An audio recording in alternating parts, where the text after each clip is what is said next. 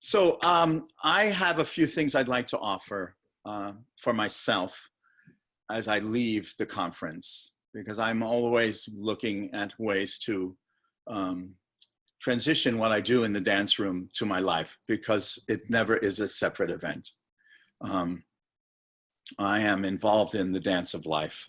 And what happens in the dance room for me has always been practice for the everyday dance, the dance that really holds me, the dance that I am so grateful to be a part of.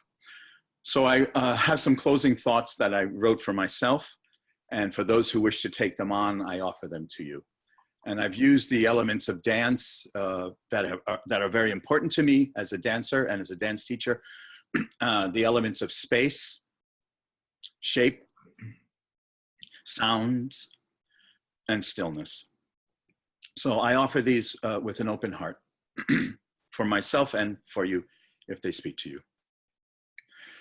So as I leave and I consider the space of the everyday, I would like to give myself time and devotion to continue exploring my internal space, the nature of my predilections, my beliefs, my prejudices, and my unexamined positions that I may unconsciously cling to regarding my desires and aversions.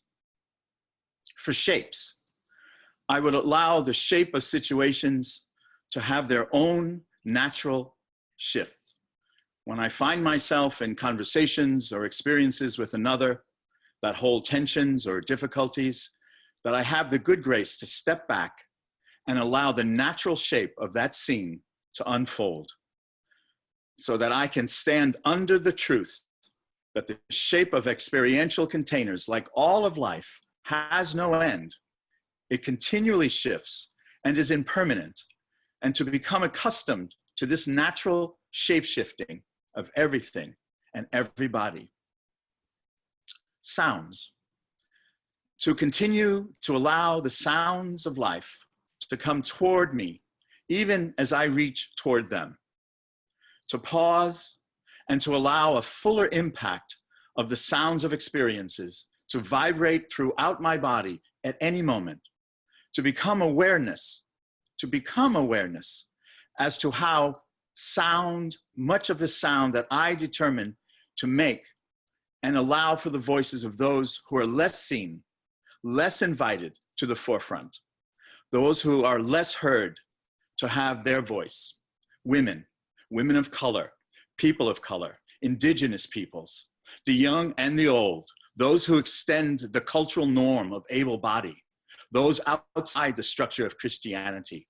All of those voices have sounds worth hearing, and we become less of sound without their voices being heard. And stillness.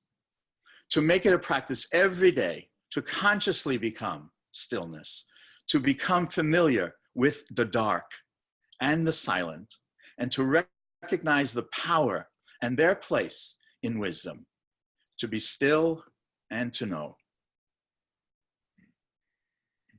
Thank you for this opportunity to offer my prayer, to step out into the everyday dance and to allow myself to be used and to have been here.